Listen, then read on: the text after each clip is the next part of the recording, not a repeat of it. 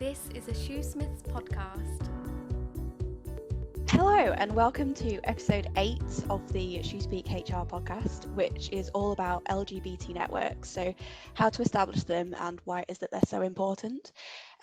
So I'm not joined by either Amy or Andy this week, but I am super excited to be joined by Michael Briggs, who is a partner in our Nottingham office, and Dave Richards, who is head of corporate responsibility at Capital One. So welcome to the podcast, guys.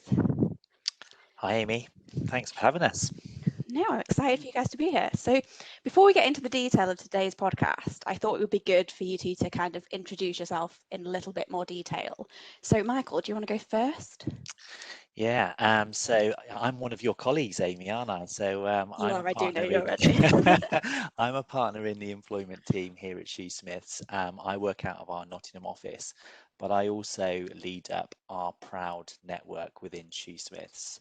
So our Proud network was established just over 2 years ago to coincide with LGBT History Month. But yeah, so all things employment law for me and all things Proud network here at Shoosmiths. I'll also be told off by Amy and Andy if I don't ask the compulsory question now for our guests. So what is your favourite podcast if you have one?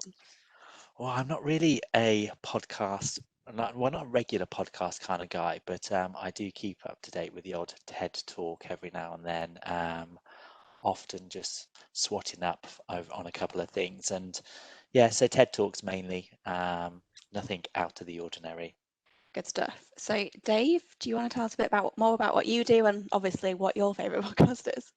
Sure, yeah, thank you very much for having me. I'm Dave. I head up corporate responsibility at Capital One UK, which is a credit card provider here in the UK. Corporate responsibility can mean many things to different people, but my day-to-day job is essentially to run the community outreach work that Capital One's kind of quite well known for. So we do lots of work with local schools, with charities. We do lots of fundraising. We've got a really great culture around volunteering. So that's what I get to do each and every day.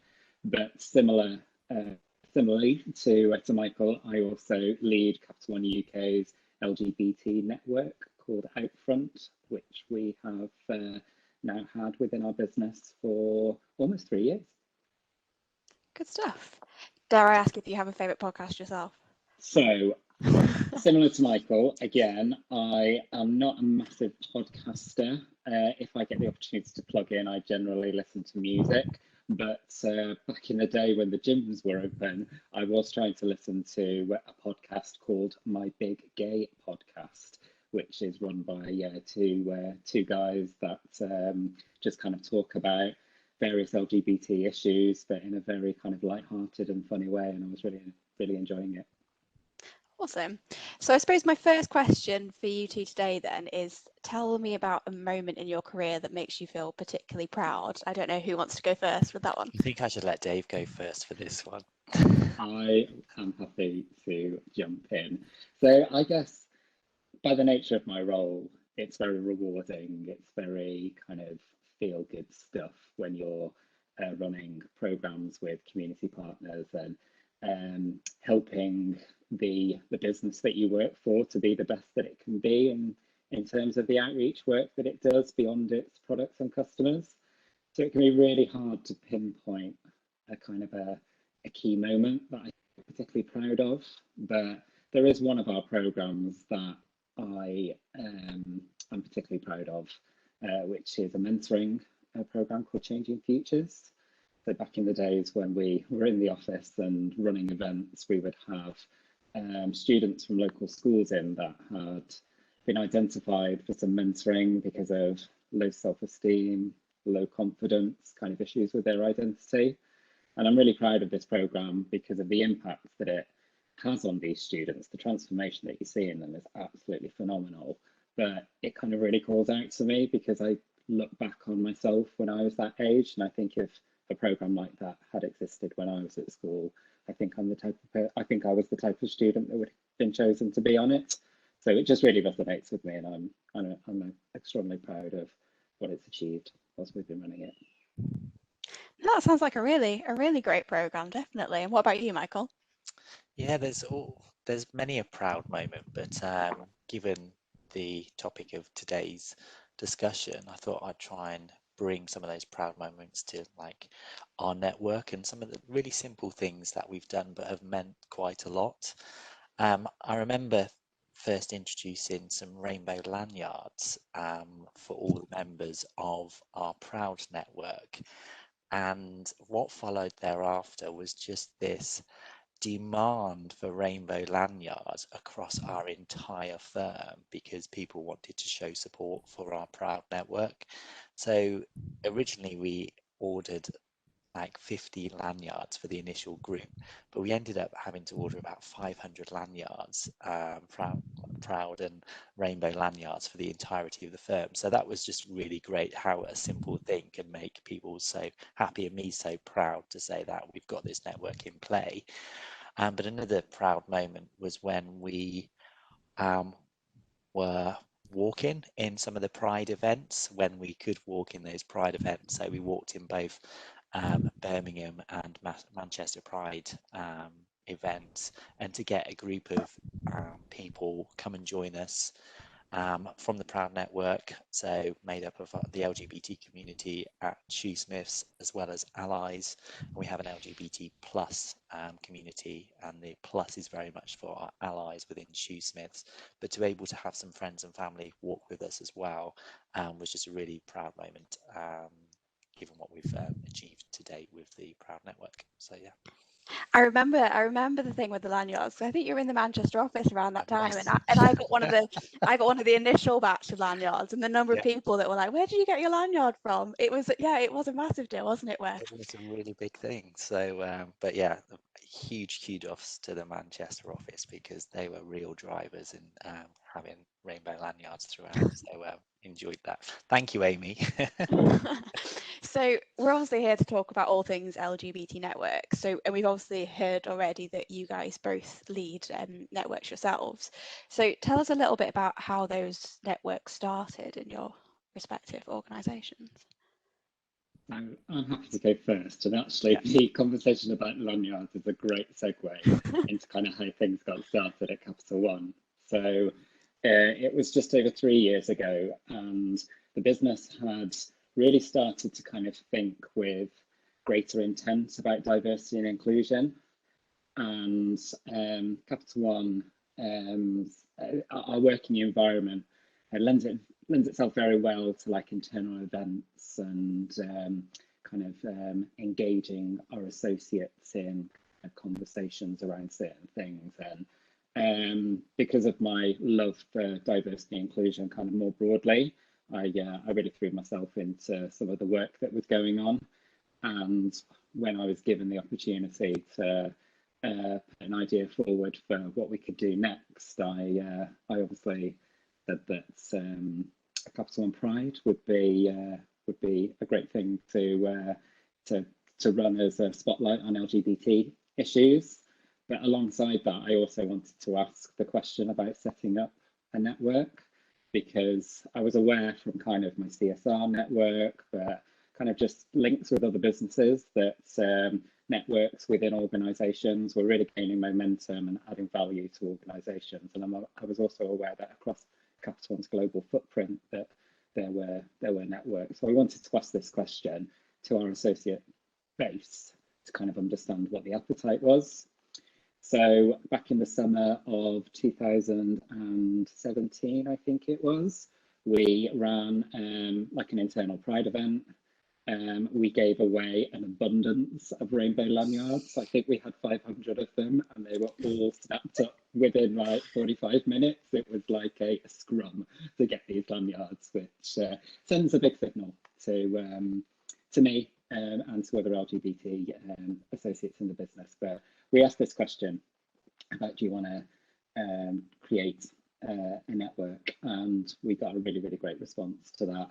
So we did a little bit of thinking about what that needed to look like, and 6 months later we launched Outfront UK, which is a chapter for the UK business that sits alongside, I think it's 18 other chapters across our global enterprise, mainly based in America, but we're plugged into kind of a wider network of networks across the organisation, which has been brilliant for us. What about the Shoosmiths network, Michael? Yeah, I was obviously hearing across my kind of client base, my contacts base, other organisations having LGBT plus networks within their organisations. And actually, it's something that I really wanted to be part of, and we didn't have at Shoosmiths at the time. So, fortunately, I know Dave outside of work, and Capital One are actually next door neighbours to us in Nottingham. So I spoke to Dave about how he went about establishing his network within Capital One UK, and it kind of also coincided with Shoosmiths appointing a head of diversity, inclusion and wellbeing within our organisation. So speaking with that lead within our organisation, also speaking with Dave, it took some time to think about what we were going to do, how we were going to do it, and when we were going to do it particularly.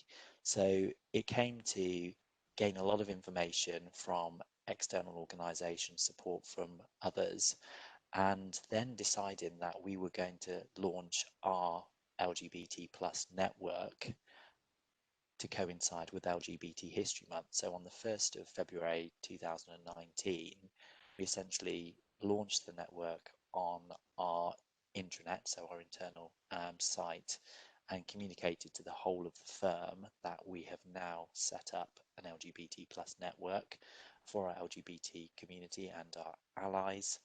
And we sought people to join as members from the community or as allies, and we just got a lot of momentum from that point onwards. And what we wanted to do specifically is to give our network the opportunity to contribute how the network should expand, proceed, evolve, etc. So we looked for a name initially. We set up our LGBT plus network charter, which is a bit of like our mission statement. So we did lots of things, but we did it with the input from the entire community at Shoosmiths who wanted to join up to the network, and it kind of just went from strength to strength there. But to start with, it was a lot of research, understanding what the network could offer, how we could support others within the LGBT community, but also to learn from other organisations that had like a successful network. And like I say, Capital One already had one by that time, and I was fortunate to learn from how Dave went about it, and yeah, it went really smoothly from our launch because of the input we'd had from Dave and others who'd done similar things historically. Is there quite a good network of LGBT networks then that you can all learn from and develop together? Absolutely. So if you kind of look to larger organisations, not just in Nottingham, but across the country, like the real big players, many of them have very established networks, not just for LGBT people, but for that focus on things like race, mental health, parents, disability, etc., etc. And what Michael and I have found just in our collaborations is that there is a real willingness and appetite to share and learn from each other, regardless of what stage your network is at. And very soon after Michael had launched his network, and actually I think it was part of the launch, we invited other organisations based in Nottingham, so people like Boots and Experian and Coca-Cola, to be part of a kind of a citywide network of networks.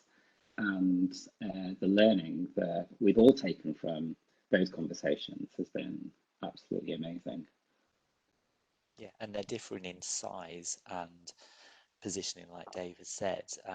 So even some of like our smaller contacts yeah, they still want to provide that kind of safe space and opportunity for learning, sharing best practice, and organisations were really keen to join up with firms like Shoosmiths, businesses like Capital One, Coca-Cola, Boots, Experian, Acano, etc. So it just gave this great opportunity to share best practice and to help others from the LGBT business community as well launch networks should they wish to do so as well. Or if they didn't have a specific network, it gave the LGBT community from those organisations a place to go to and to have familiar people around them, familiar questions to ask, and just opportunity to develop themselves within a wider community as well. No, that sounds really great what you guys have obviously developed in Nottingham. So I suppose what other now that you two have obviously got quite established networks, what other types of activities have you been involved in? So obviously you've got your whole like sharing of knowledge and things with other LGBT networks, but what else have We you? have the socials anyway, so it's Yep. always nice to have a social. So The drinks and nibbles have always gone down well to get people out of work at the end of the day as well, to have somewhere to go to, just to have that social activity. Within Shoosmiths, we've done various things like having quizzes throughout our network. Actually, within this LGBT History Month, we have just launched a kind of a charity quiz throughout the network, and one of our members has done a lot of research in the area of Polari, the secret LGBT kind of language that was around in the early 1900s and before. So there's going to be a couple of phrases in Polari, and we have to guess what those statements actually mean. So a bit of a tongue-in-cheek and a bit of fun for the community. Shoosmiths here, and there'll be whoever the winner is gets the opportunity to pick an LGBT plus charity of their choice, and Shoosmiths are making a donation to that chosen charity, and there's a few prizes along the way, so that's quite nice just to engage the community. Like I said, we've done things like the walks. We've paired up with the Law Society and the Solicitors Regulation Authority to do like the Pride marches, which has been great fun. There's all sorts of little things that happen throughout the year. A lot of updates, like we educate the firm in relation to LGBT History Month, where that came from, and things like Pride Month in the summer months as well. So yeah, there's always something, and we celebrate things like National Coming Out Day and various other days that are of importance for the LGBT plus community. Yeah, I suppose the last year has probably not been a typical year for anybody. We can't get through a podcast without obviously saying the C word of coronavirus. So if things kind of change for you, Dave, in the last year in terms of what activities you've been doing because of the pandemic. Yeah, absolutely. So pre-pandemic, a lot of the stuff that we were doing, similar to what Michael was just talking about, you know, flagship event would be taking part in Nottinghamshire Pride. We would do things like fly the rainbow flag above our office in LGBT History Month, but also Pride Month, which is June. We would run internal events. We would have internal networking events. We essentially have a monthly meetup for everyone that's signed up to the mailing list for the network, and we would generally get at least 15 to 20 of our associates kind of come along to the meetings and, you know, just connect with each other, socialize, but we would also kind of talk about certain issues and things that we wanted to kind of see happen across the organisation. And we also kind of more strategically signed up as a Stonewall diversity champion so that we could kind of take some learning from like a leading national organisation. And we've been through the Stonewall Workplace Equality Index once already as well, which has taken a mass amount of learnings from. So all of that stuff was kind of wearing away, and then obviously 12 months ago we needed to, you know, pivot to this working from from home situation. And what we've really tried to do is just take as much of that good stuff with us and keep its momentum going in a virtual environment. So our monthly meetups still happen virtually. And what's been kind of really great about doing them virtually is that, so we have a Nottingham office, but we also have a London office, and we have a few outfront members based in London, and there'd generally be a handful of people kind of just listening in to a wider discussion over Zoom. But now kind of it's a level playing field. We're all on Zoom, and so it's just kind of changed the dynamics, I think, a little bit of those meetups, and we've seen engagement kind of increase in this environment, which has been awesome. Obviously, without having a physical Pride event to support, last summer, we decided to do a virtual Pride week within the business last June. And probably the most powerful event that we've run so far took place during this time, which was a virtual fireside chat that was led by our diversity, inclusion and belonging lead, and then three members of the network, kind of just talking about various LGBT issues. And we had an audience of over 200 associates, and it was just a really powerful moment kind of in the journey that Outfront's been on so far. And then what we've also did towards the back end of last year is a couple of internal campaigns really focused on trans issues. We felt as a group that within the wider LGBT community, that trans issues and visibility was something that we needed to shine a bigger spotlight on for educational purposes, but just awareness raising purposes. So we did a campaign around International Pronouns Day, where we encouraged all of our associates to put their pronouns onto places like their email signature and our internal systems.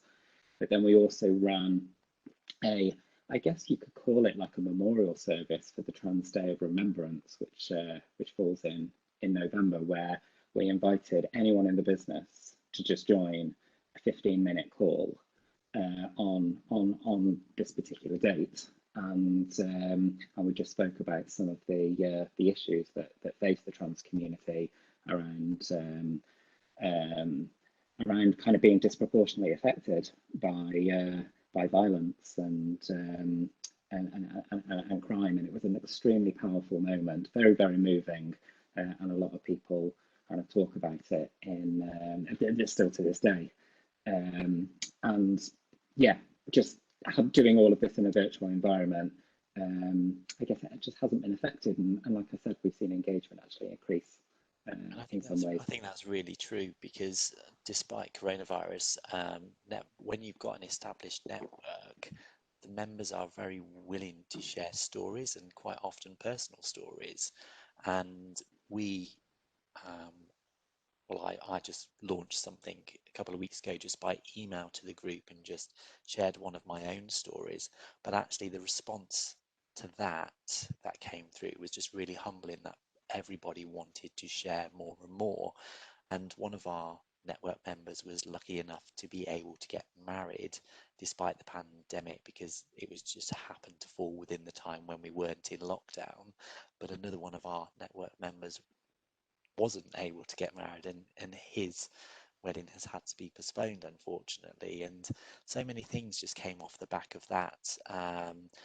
Everybody's in the same boat, all these things except the wider community, but the LGBT plus community is really able just to share their own stories, where historically they probably wouldn't have done so and didn't think they were able to do so or didn't feel comfortable to do so. And I think having these networks just is a great enabler to give people confidence to share their own stories and be really proud of who they are and what they've done.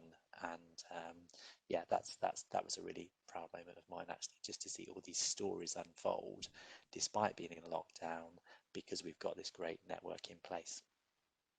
Yeah, no, it's really great to hear that like these networks are facilitating such a great environment even in a virtual world, because I know generally with coronavirus, everything seems quite doom and gloom, but actually to hear that there's so many positive stories coming out of them and coming out of these particular networks, I think it just emphasises how important that they are within organisations. Just allows us to check in on everybody as well, because everybody has suffered with coronavirus one way or the other from a mental health perspective, but just having a network just really keeps people in check as well. I suppose, so moving on to LGBT History Month more generally then, it's obviously LGBT History Month in the UK now. What does that mean to you as an LGBT individual? Well, I'm very pleased that LGBT History Month is a thing, and it rightly should be a thing, because it's there to recognise where we've come from over so many years, and for the benefit of an LGBT plus community. So there were many a law in place that said it's illegal to be gay, and there weren't any employment protections for the LGBT plus community. And as an employment lawyer, I've seen those developments over many years, and even going back to when I was at university, there weren't employment protections around for gay men and lesbians and the whole LGBT community. So you could be sacked because you were gay, and then there wouldn't be any comeback. So that's a very basic way of looking at things. But over the many years, we've just had these greater protections for the LGBT plus community, but because people fought for them. And that was the thing. People fought for greater protections for the LGBT community. And for those people that did fight for those greater protections, I'm just obviously very grateful, because it has made society a much better place from my perspective. And what the story that I was sharing about LGBT History Month, and I was just recalling how difficult it was to be a gay man growing up, going through school, going to university. Going to university actually allowed me to come out of the closet, but I actually went back into the closet for the purposes of my job, because I didn't want me being a gay man to be, well, to stop me from getting a job at the end of my training contract. I wanted to qualify as a lawyer, and I didn't want my sexual orientation to stop that happening. And that's how I felt way back then. And I qualified like in 2006, but it was still a thing that I was worried about in 2006, and that's once there was some employment protection. So yeah, I'm very grateful that we have LGBT History Month to recognise all of the efforts that people put in to get greater protections for the LGBT community. I think it's really important to acknowledge how recent LGBT history, how recent, like extraordinarily like landmark milestones are, how recent they are within our history. Like Michael referred to how things were when he was at school, and I think we're roughly about the same age. And Section 28 was very much of our world when we were at school. I had a bit of a tough time at school, and I believe that the teachers who could see that I was being bullied for appearing to be gay acted potentially less upon that, because of some of the legislation that prevented them from, promoting a homosexual lifestyle. Those changes in law, those changes in policy are really significant moments within history. So it wasn't even 20 years ago when Section 28 got repealed. It was in 2003.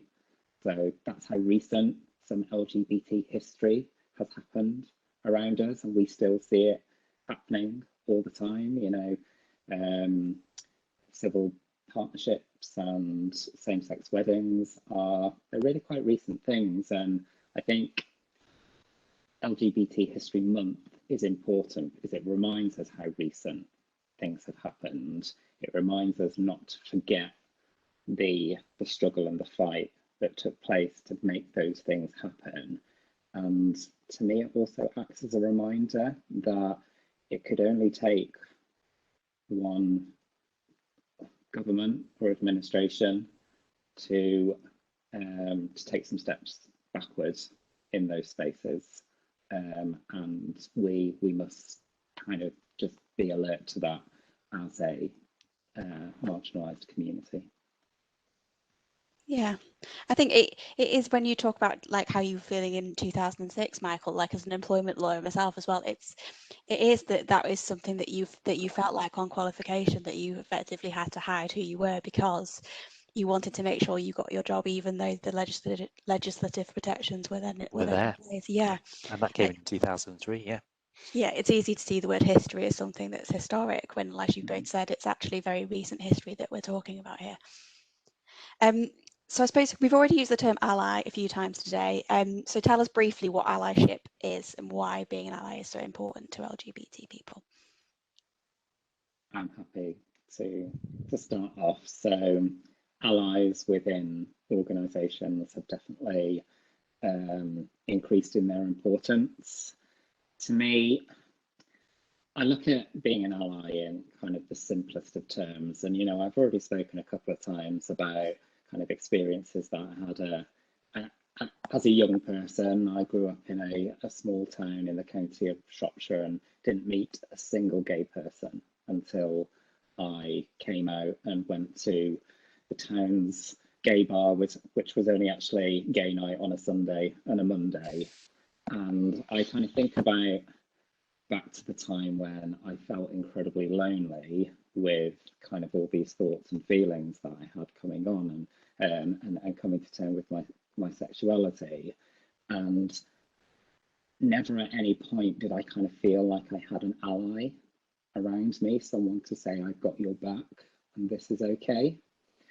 And kind of leaping forward from that moment to kind of where I am now in, you know, my personal journey, but my career, there being people around me in the work environment particularly that say I am an ally to LGBT people is all part of the continued fostering of a safe space that LGBT people kind of need and they anchor themselves to, because as we've heard, we go in and out of the closet depending on our circumstances and kind of what kind of environment we're in. So people saying I'm an ally means that you can feel safe to be your full self within the workplace, and when you're your full self, you are your most productive, and that's what organisations want out of us, right?